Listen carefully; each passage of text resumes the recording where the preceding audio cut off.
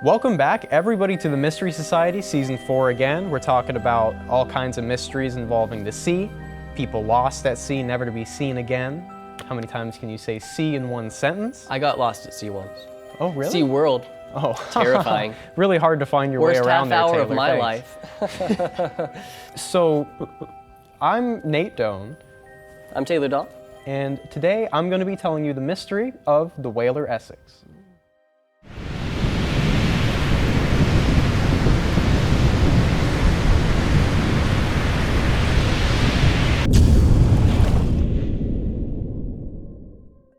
So I'm going to take you back to 1799 here, and we're in Amesbury, Massachusetts. And they're building a ship. They want to build like the biggest, best ship they possibly can for merchants and whoever's going to take it wherever they're going to take it. At first, it's actually a trading vessel that they're going to build it for.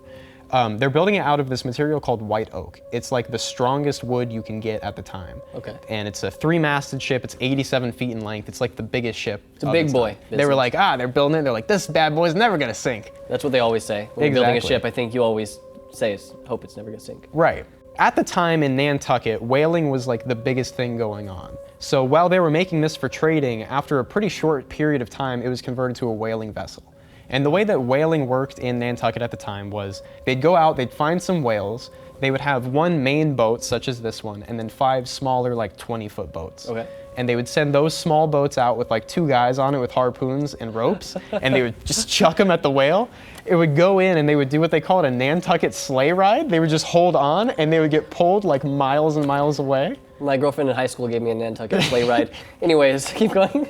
And they would get pulled miles and miles away and then wait for the whale to just like lose interest or like get exhausted, and then they would just stab it to death with lances.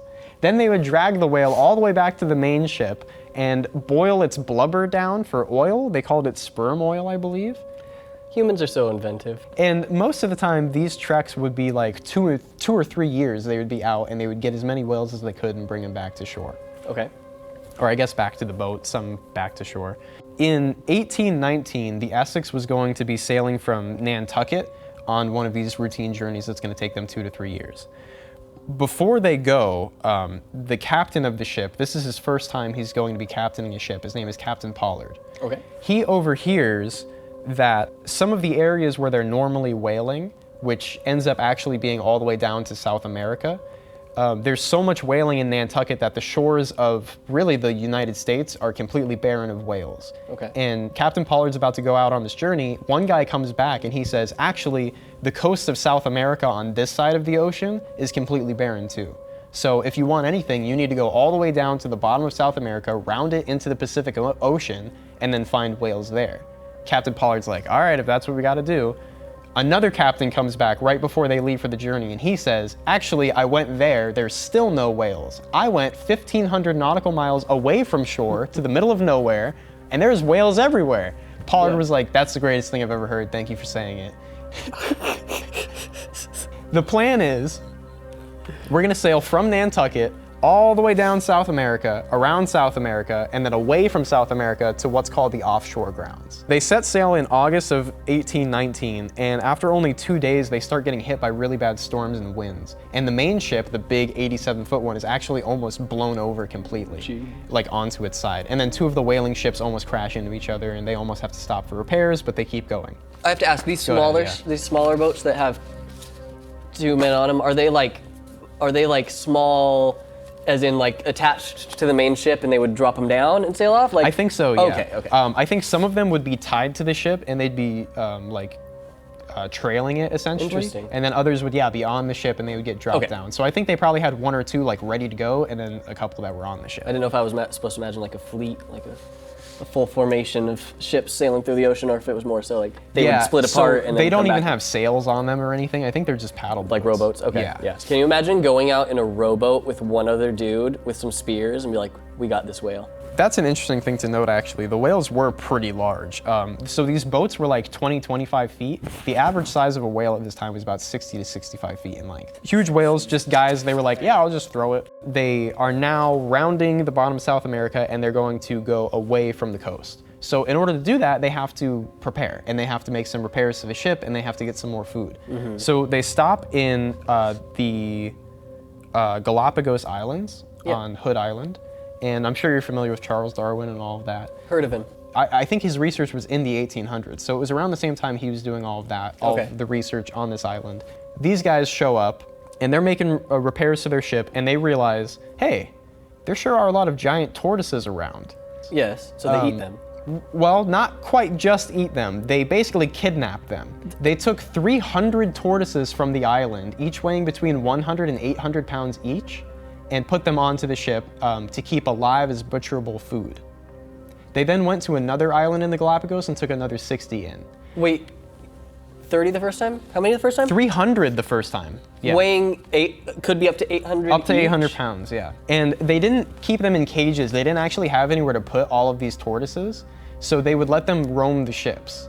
So if you can imagine, there's just a bunch of like scurvy-ridden pirates stepping over giant tortoises. Stepping over, they're stepping on, dude. You're walking on tortoise shells, like. The floor is moving all the time. Yeah. The other thing was they were, they didn't have that much biology education, so they actually believed these tortoises could live. Darwin's still doing his thing. They don't even have biology. They don't know yet. So until he finishes his research, they believed that the tortoises could actually live, I think like 30 years or something like that with no food or water. So they were like, well, this is fantastic. Like, we don't have to refrigerate it. They're not gonna die. They can just walk around. What's the problem? And then they start dying, and they basically would just have to eat them as quickly as possible to keep them from spoiling. Jeez. There's one guy who's named Thomas Chappell, who in journals, it's written that he wanted to do a funny prank on his comrades, and so he set a small fire on the island. It was the height of the island's dry season, and immediately the island went up in flames. He almost killed a few of his comrades who actually had to jump through like rings of fire to get back to the ship.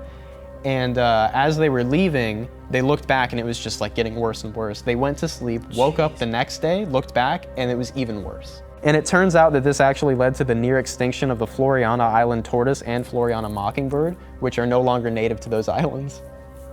There are funny pranks, and then there are you're an idiot pranks. That's like a mystery all in itself, is like, why did Chappell think that was so funny? They leave, finally, thank God, the Galapagos without doing any more damage, and head towards the offshore grounds, which again is 1,500 nautical miles away from shore. They're in the middle of absolutely nowhere. When they get to the offshore grounds, there are no whales. Captain Pollard and his first mate Owen Chase start to like get at each other's throats. Owen Chase is like, this is the dumbest idea I've ever heard. Why are we so far from shore with like nothing and there's no whales here? Captain Pollard is like, what if we just keep going?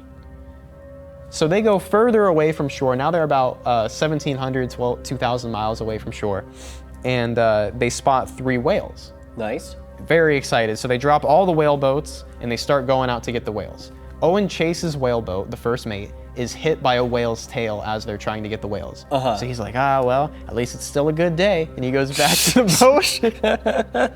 He goes back to the main ship and he starts repairing his boat. As he's doing this, he looks up and there's another whale. And this is the biggest whale any of them have ever seen. It's 80 feet in length. And it's sitting at the top of the water at the surface, like half in, half out, and it's staring at the boat. Stop it. That's terrifying. And he's working on it. He goes, that doesn't look good. And so then quickly, after he's still banging on the, boat and everything, the whale starts moving towards their ship, and then it starts shallow diving. It's going in and then out, and in and out, and in and out. And now it's about 30 feet away from the ship, and it's going about 3 miles per hour, but it's an 80-foot whale. It's like 1,000,000 tons or whatever. And it's going right towards, I believe, the port side of the ship. And then it drops all the way down and comes up and slams right into the ship. It caused a massive hole in the side of the ship, and the ship already starts sinking right there. Owen Chase wrote about this in a book he wrote later, way after this all happened.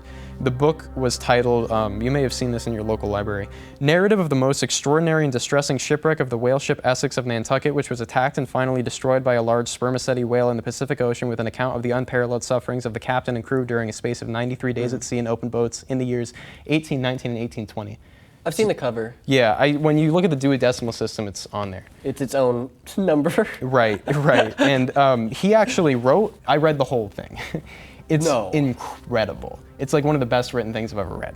He wrote in there, the ship brought up as suddenly and violently as if she had struck a rock and trembled for a few seconds like a leaf. We looked at each other with perfect amazement, deprived almost of the power of speech. That's amazing. Wouldn't you read the whole book? Yeah, that's amazing. That moment, I could just imagine it. The loudest crash ever, the whole ship shakes, and not a single person says anything. So after the whale hits the boat, it's kind of dazed. Owen Chase actually wrote that it seemed like it was stunned by the blow, like it didn't even know what happened. And now it's going underneath the ship. Where am I? But it's going underneath the ship, and it's starting to like rocket back and forth with its tail. And Owen Chase is like, that's not good, but I gotta figure out, like, the ship is sinking. He says that he tells his men to get the pumps to start pumping water out of the bottom of the boat. But he's also realizing that the ship is sinking so fast that, like, by the time they get down there, it's gonna be sunk already.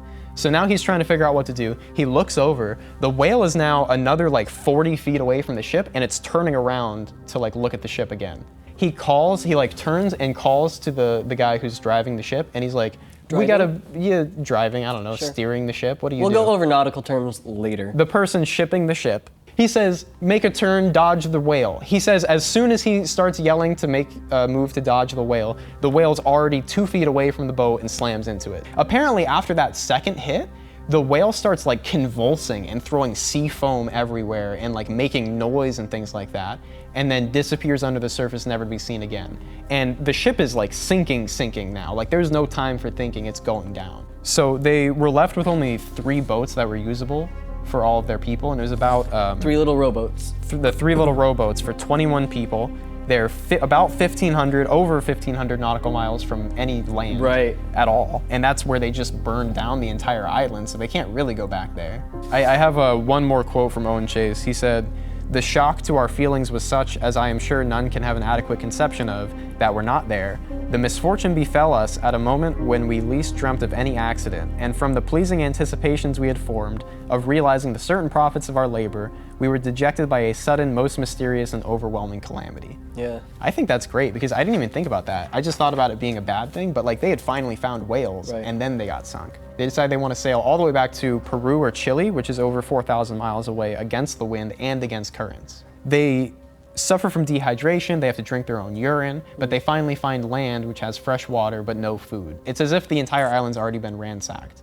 So they're about to leave that island. 3 of the guys go, we're not doing any more of this, we're gonna stay behind. And they go, okay, great. The captain leaves like a story of what happened to the Essex in case they all die. And then they leave the 3 sailors there and depart for Easter Island, which is 2,000 miles closer to them than Chile. On January 10th, second mate Matthew Joy is the first one who dies. He's the captain of the 3rd whaleboat. Okay. So they put him in the captain's whaleboat so that he can get medicine, and then he decides like, I'm just gonna die, put me back in my boat, I wanna die with my men. And they put him back in there and he dies.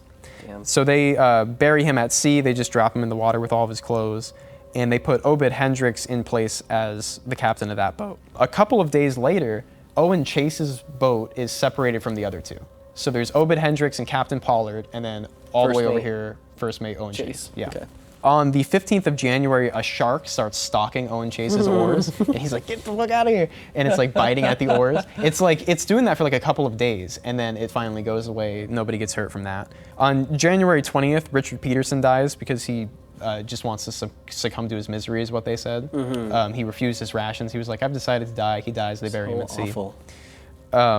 Around the 8th of February, Isaac Cole, a crew member, lost all hope. He began like rambling incoherently. He was asking for a napkin and some water, and then he would throw himself to the floor of the whaleboat and then start convulsing kind of, and yelling crazy things. So they just wrapped him in all of his clothes and like left him to his fate, and so he just convulsed for a while and then died.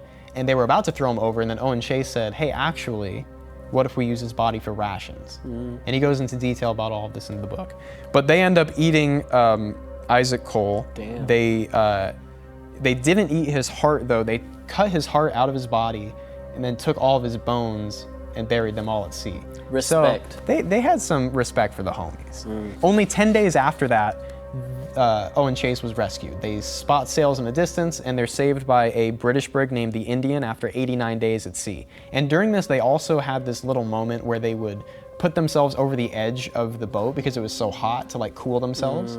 And they noticed that there was like little barnacles on the bottom of the ship. Yeah. And they would like clams and things like that, they would take those off and eat them for nourishment. Oh, wow. So Owen Chase was saved. Obed Hendricks and Captain Pollard, they were actually separated as well after a few days. On Captain Pollard's ship, 4 men died and they were cannibalized, and then they were saved a few days later. Jeez. There was this one moment where they were actually pulling straws to see who had the shortest straw to die and be cannibalized. It was actually Captain Pollard's teenage cousin who pulled the shortest straw. And Captain Pollard was like, please, God, take me in his place. And they were like, no, sorry. And they shot him in the head and they all had to eat his body. Obed Hendricks and his boat were never seen again. That's basically the entire story. They all get reunited in Chile with all 3. Of them. Well, actually, yeah, right. And then they go, hey, oh God, oh no! Our 3 friends! Oh God! And so they go, can you go get them? And they go, are you serious? And they go, yeah, go get them, please. And so they actually did go and pick up the 3 guys and they survived as well. Oh, sweet. Yeah, so now the story has been told by Owen Chase's firsthand account, which is where I got all of my research from.